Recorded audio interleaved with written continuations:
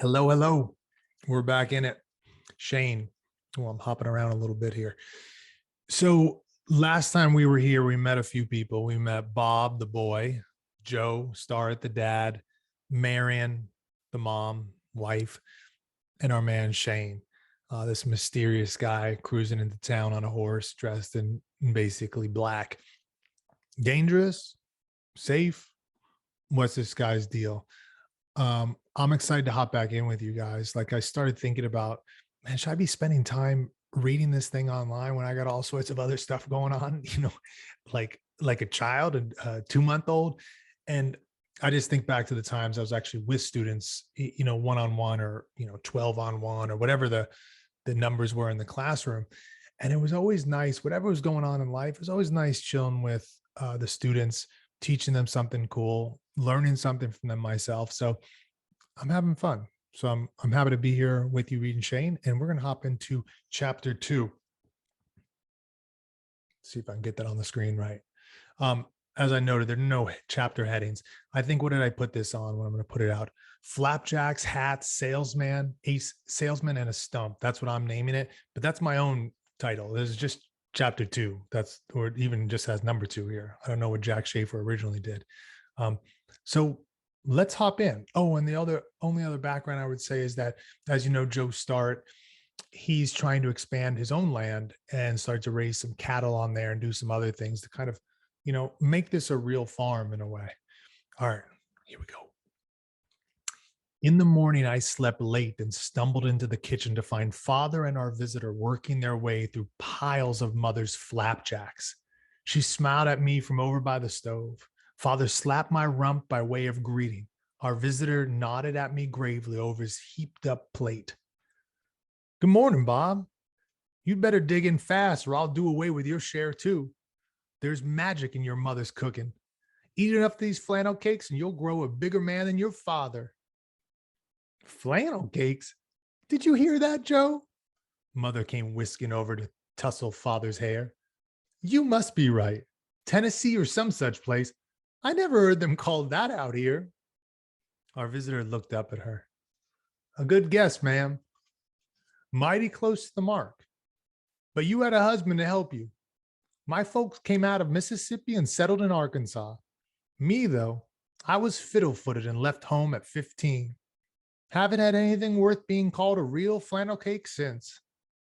He put his hands on the table edge and leaned back, and the little wrinkles at the corners of his eyes were plainer and deeper.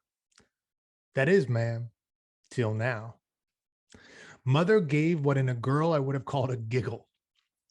If I'm any judge of men, she said, that means more. You want more. And she whisked back to the stove. That was how it was often in our house, kind of jolly and warm with good feeling. It needed to be this morning because there was a cool grayness in the air, and before I had even begun to slow on my second plate of flapjacks, the wind was rushing down the valley with the rain of one of our sudden summer storms following fast. Our visitor had finished his breakfast. He had eaten so many flapjacks that I had begun to wonder whether he really would cut into my share. Now he turned to look out the window and his lips tightened. But he pushed back from the table and started to rise. Mother's voice held him to his chair. You'll not be traveling in any such weather. Wait a bit, and it'll clear. These rains don't last long. I've another pot of coffee on the stove. Father was getting his pipe going. He kept his eyes carefully on the smoke drifting upward. Marion's right. Only she doesn't go far enough. These rains are short, but they sure mess up the road. It's new. Hasn't settled much. Mighty soggy when wet. Won't be fit for travel until it drains. You better stay over till tomorrow. Our visitor stared down at his empty plate as if it was the most important object in the room. You could see he liked the idea, yet he seemed somehow worried about it. Yes, said Father. That's the sensible dodge. That's the good thing to do. That horse of yours was pretty much beat last night.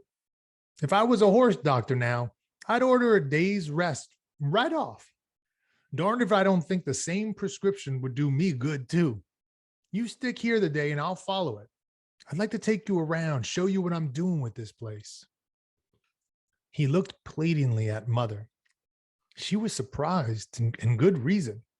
Father was usually so set on working every possible minute to catch up on his plans that she would have a tussle making him ease some once a week out of respect for the Sabbath. So the Sabbath, like sometimes people don't work on Sundays, they don't do things on Sundays, take a break. Doesn't seem like Joe was ever taking breaks. So this is abnormal for him to say, "Hey, I'll take a break and take you around, Shane." That's not normal for him.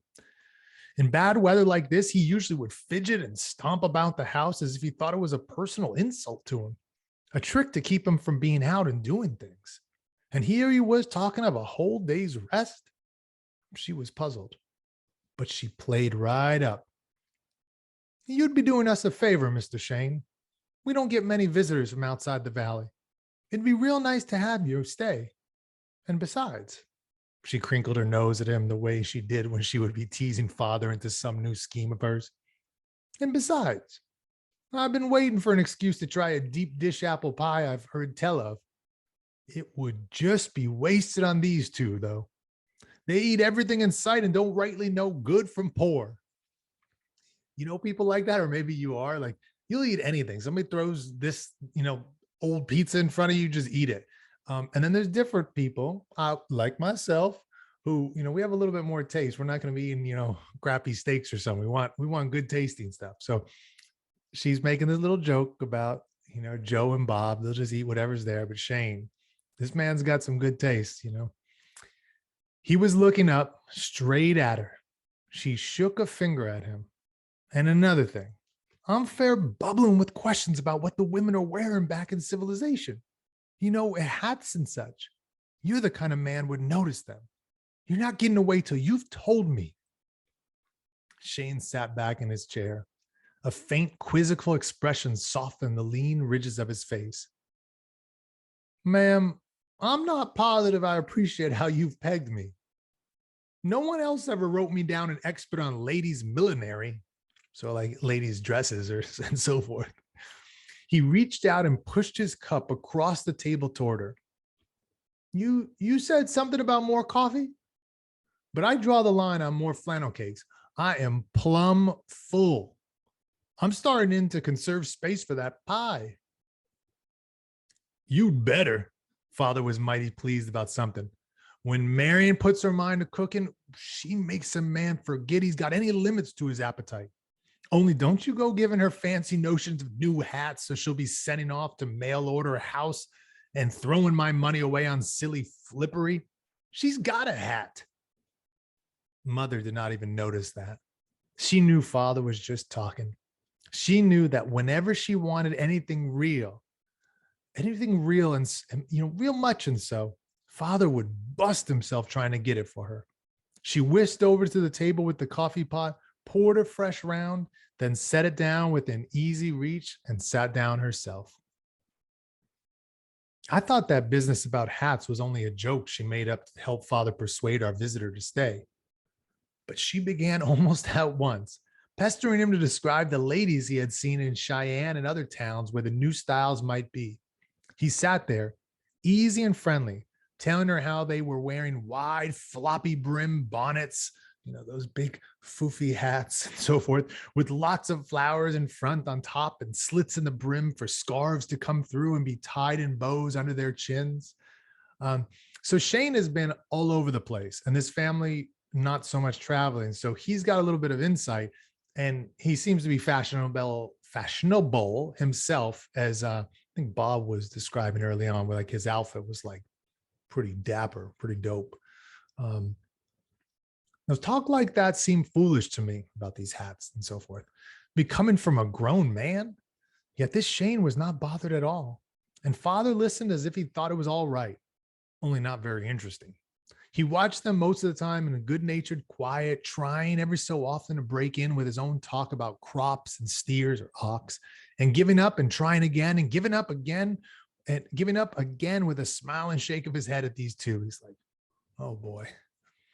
And the rain outside was a far distance away and meaningless because the friendly feeling in our kitchen was enough to warm all our world. I just want to stop real quick and say, you're getting some notes here in this book about just this good feeling in the house, this friendly feeling, almost like a benevolence. And I think of like those are my favorite times with friends and family when you're just chilling, enjoying the world. And that's one of the reasons why, man, I enjoy this book. It just gives that feeling of like goodness. Like the world's a good place, good people in it. And the bad maybe that we see, there's somewhat insignificant. At least that's my opinion. Anyway, let's keep going. Then Shane was telling about the annual stock show at Dodge City, and father was interested and excited. And it was mother who said, "Look, the sun's shining." It was so clear and sweet you wanted to run out and breathe the brilliant freshness. Father must have felt that way because he jumped up and fairly shouted, "Come on, Shane. I'll show you what this hip hop Scotch climate does to my alfalfa. You can almost see the stuff growing." Shane was only a step behind him, but I beat them to the door.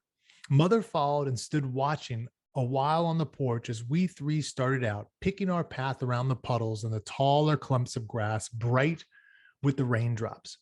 We covered the whole place pretty thoroughly, father talking all the time, more enthusiastic about his plans than he had been for many weeks. He really hit his stride when we were behind the barn where we could have a good view of our little herd spreading out through the pasture. Then he stopped short. He had noticed that Shane was not paying much attention. He was quiet as he could be for a moment when he saw that Shane was looking at the stump. That was the one bad spot on our place. It stuck out like an old scar sore in the cleared space back of the barn. A big old stump, all jagged across the top, the legacy of some great tree that must have died long before we came into the valley and finally been snapped by a heavy windstorm. It was big enough, I used to think, so that if it was smooth on top, you could have served supper to a good-sized family on it. I've seen some of these stumps in real life that are that big. Man, it's kind of crazy to think how long these trees have been growing. Anyway, side note there. Maybe I'll throw a picture up of a stump up here, big one. But you could not have done that because you could not have got them close around it. You could that big stump. The huge old roots humped out in every direction, some as big about as my waist, pushing out and twisting down into the ground like they would hold there to eternity and past. Certainly, when you cut a tree down or when it falls down, it's not like the roots just like, oh, magically the tree's gone, so the roots are gonna disappear. Like the roots stay there and they're pretty strong and badass. It's not easy to cut those things. Father had been working at it off and on, gnawing at the roots with an axe ever since he finished poling the corral. So poling is going to be like putting posts all around, kind of like a fencing up. The going was slow, even for him. The wood was so hard that he could not sink the blade much more than a quarter inch at a time. I guess it had been an old bur oak. Not many of those grew that far up in the territory, but the ones that did grew big and hard. Ironwood, we called it. Father had tried burning brush piles against it. That old stump just jeered at fire. The scorching seemed to make the wood harder than ever. So he was fighting his way around root by root. He never thought he had much time to spare on it. The rare occasions he was real mad about something, he would stomp out there and chew into another root.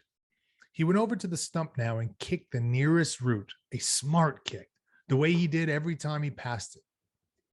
Yes, he said, that's the millstone round my neck. That's the one fool thing about this place I haven't licked yet. But I will. There's no wood ever grew can stand up to a man that's got the strength and the will to keep hammering at it. I love that line. Let me repeat that line.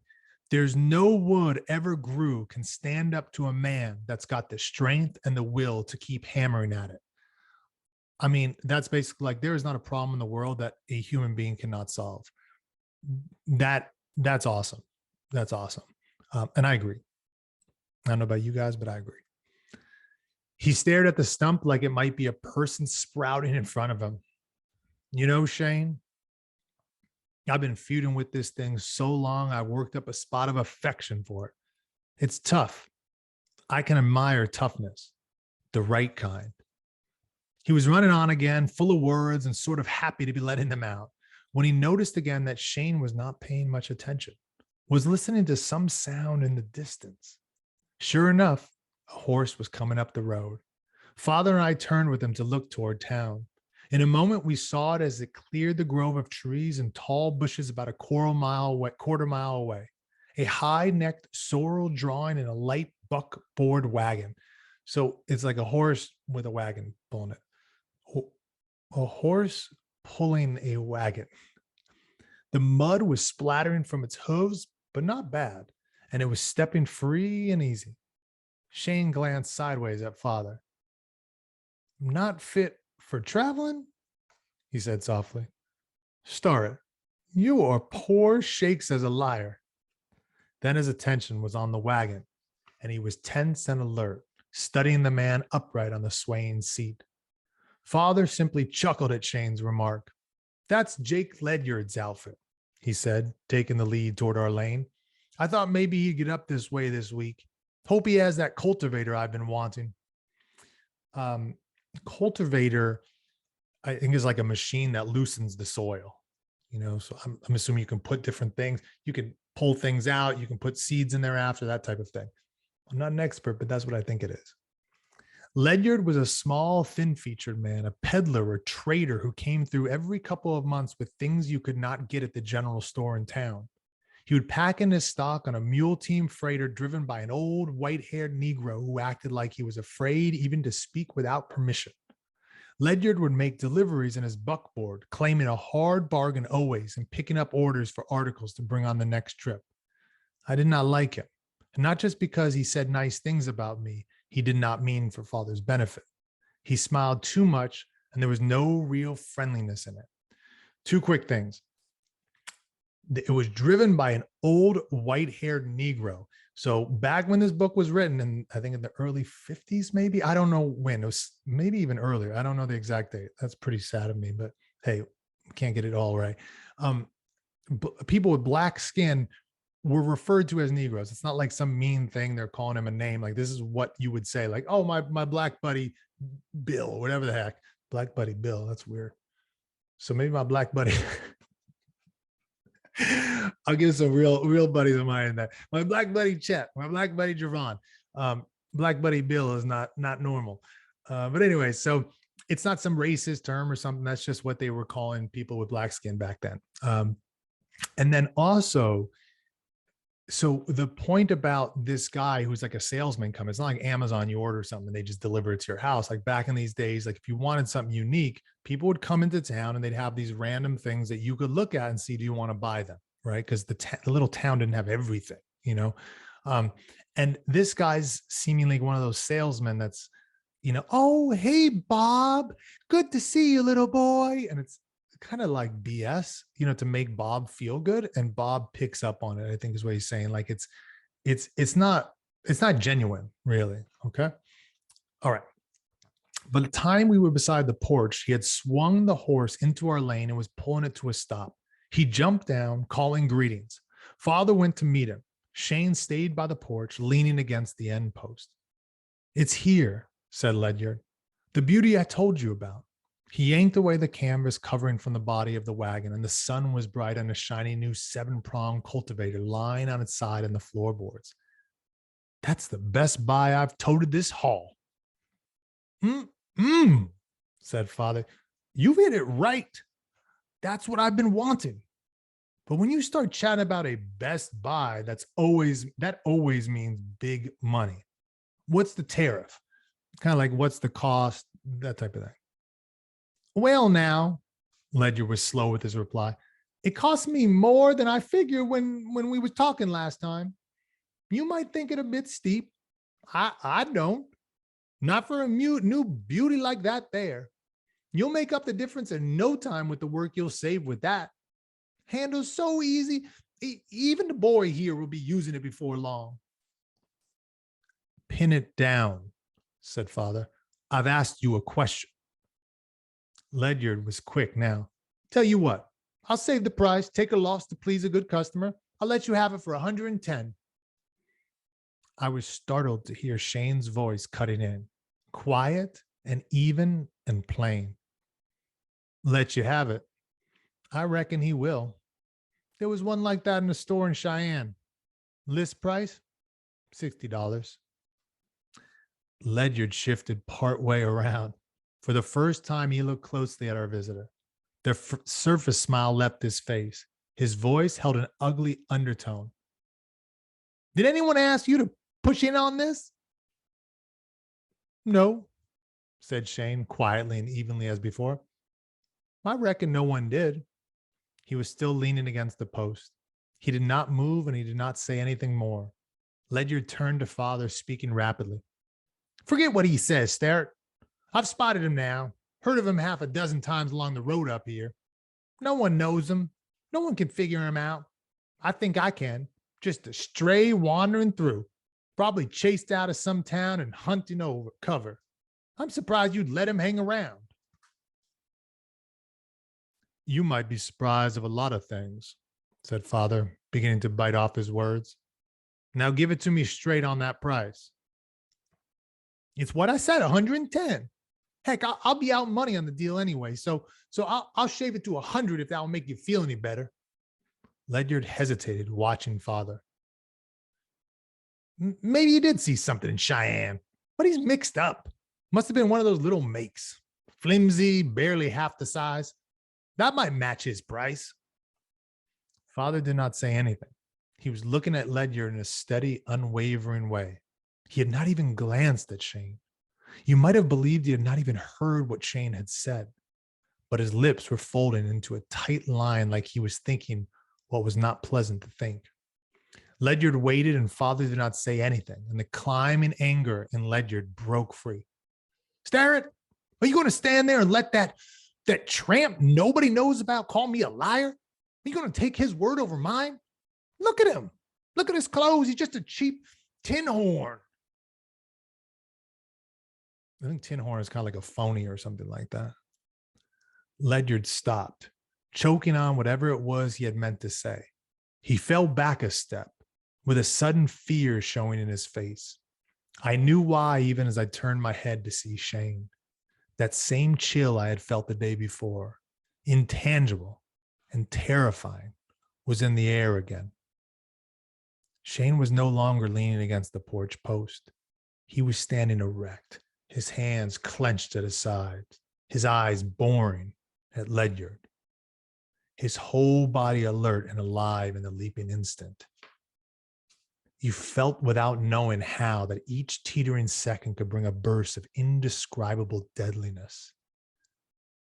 Then the tension passed, fading in the empty silence. Shane's eyes lost their sharp focus on Ledyard, and it seemed to me that reflected in them was some pain deep within him. Father had pivoted so that he could see the two of them in one sweep. He swung back to Ledyard alone. Yes, Ledyard, I'm taking his word. He's my guest. He's here at my invitation. But that's not the reason. Father straightened a little and his head went up and he gazed into the distance beyond the river. I can figure men for myself. I'll take his word on anything he wants to say any day of God's whole year. Father's head came down and his voice was flat and final. 60 is the price. Add 10 for a fair profit, even though you probably got it wholesale. Another 10 for hauling it here. That tallies to 80. Take that or leave that. Whatever you do, snap to it and get off my land. Ledyard stared down at his hands, rubbing them together as if they were cold. Where's your money? He said. Father went into the house, into the bedroom where he kept our money in a little leather bag on the closet shelf. He came back with the crumpled bills. All this while Shane stood there, not moving, his face hard, his eyes following Father with a strange wildness in them that I could not understand. Ledyard helped Father heave the cultivator to the ground, then jumped to the wagon seat and drove off like he was glad to get away from our place. Father and I turned from watching him into the road. We looked around for Shane, and he was not in sight. Father shook his head in wonderment. Now, where do you suppose? He was saying when we saw Shane coming out of the barn. He was carrying an axe, the one father used for heavy kindling. He went directly around the corner of the building. We stared after him, and we were still staring when we heard it, the clear, ringing sound of steel biting into wood. I never could have explained what that sound did to me. It struck through me as no single sound had ever done before. With it ran a warmth that erased at once and forever the feeling of sudden chill terror that our visitor had evoked in me. There were sharp, hidden hardnesses in him, but these were not for us. He was dangerous, as mother had said, but not to us, as father too had said. And he was no longer a stranger. He was a man like father in whom a boy could believe in the simple knowing that what was beyond comprehension was still clean and solid and right. Clean and solid and right. I think like what's going on here is, it's like, I don't know how old Bob is, maybe 11, 12. I don't know his exact age. But at that age, somehow you just know when a person is good, and then when a person is bad. Now, you're not always going to be 100% right, but there's just this feeling, and that's what I think he's getting at with this man, Shane. I looked up at father to try to see what he was thinking, but he was starting toward the barn with strides so long that I had to run to stay close behind him. We went around the far corner, and there was Shane squared away at the biggest uncut root of that big old stump. He was swinging the axe in steady rhythm. He was chewing into that root with bites almost as deep as father could drive. Father halted, legs wide, hands on hips. "Now look here," he began. "There's no call for you." Shane broke his rhythm just long enough to level a straight look at us. "A man has to pay his debts," he said, and was again swinging the axe. He was really slicing into that root. He seemed so desperate in his determination that I had to speak. You don't owe us anything," I said. "Lots of times we've had folks in here for meals and..." Father's hand was on my shoulder. "No, Bob, he doesn't mean meals." Father was smiling now, but he was having to blink several times together, and I would have sworn that his eyes were misty. He stood in silence now, not moving, watching Shane. It was something worth seeing. When father worked on that old stump, that was worth seeing too.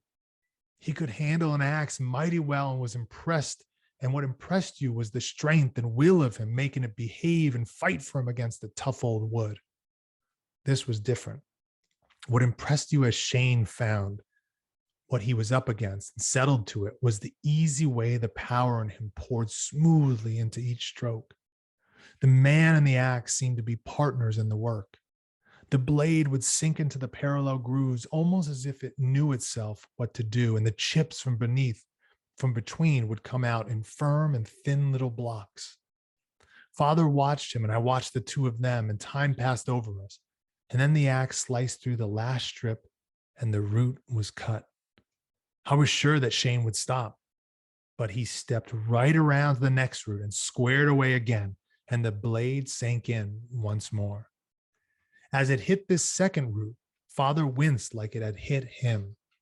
Then he stiffened and looked away from Shane and stared at the old stump. He began to fidget, throwing his weight from one foot to the other. In a short while more, he was walking around, inspecting the stump from different angles as if it was something he had never seen before. Finally, he gave the nearest root a kick and hurried away.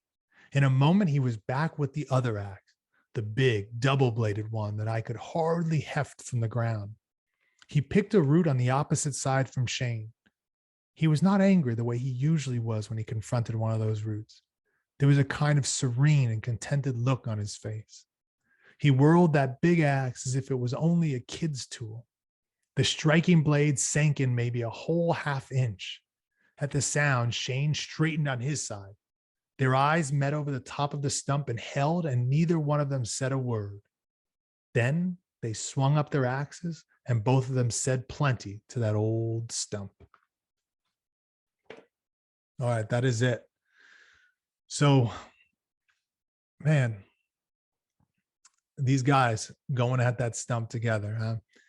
One thing I think about as I'm as I read this chapter again, because I've read this book many, many times, um, is that you could tell that Shane, he was close to snapping himself at this Ledyard, this kind of like shady salesman.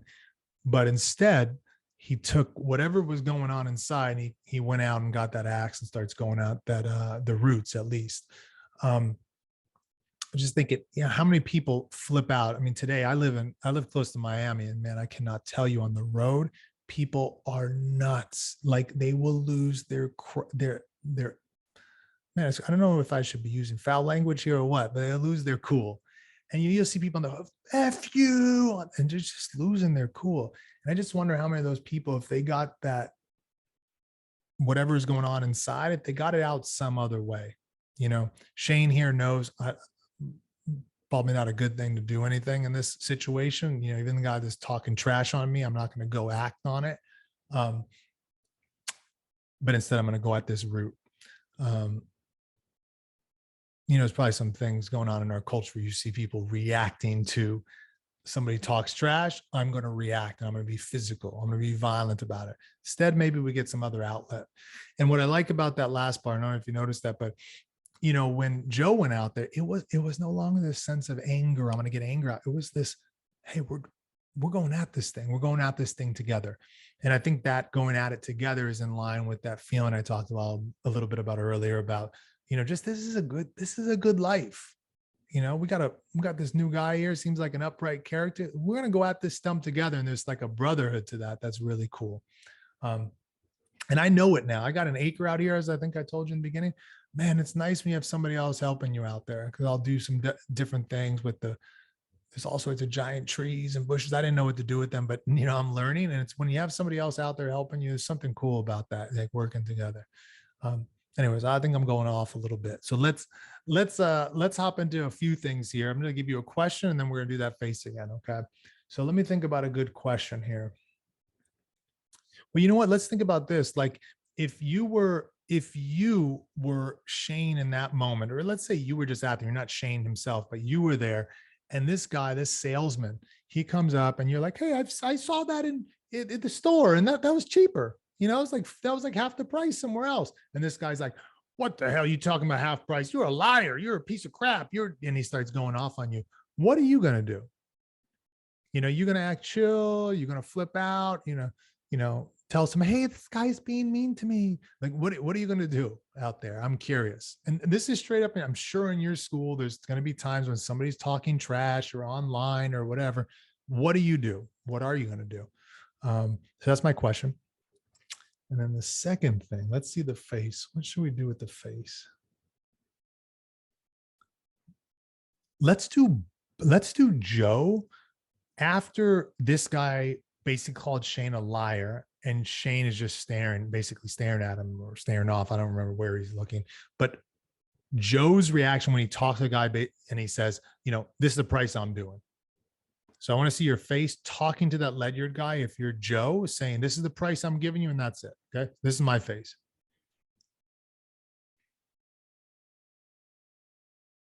Okay. Your face in front of a mirror, and hope it's a good one. Look at yourself. See, is it good? Actually, now I'm thinking about it. I'm looking in the camera. So let me look at myself and see. Yeah. Más o menos. So. All right, guys. Looking forward to chatting with you again next Sunday. I think 9 p.m. Eastern time is when I'm going to try to release these. I'm definitely going to release them on Sunday. It's a matter of, it's a matter of if it's going to be a little bit earlier than 9 p.m., but 9 p.m. would be the absolute latest. I'm committed. Hope you're having a good week or weekend if you're looking at it on Sunday or whatever day it is when you're watching this. Take care, everybody. Adios.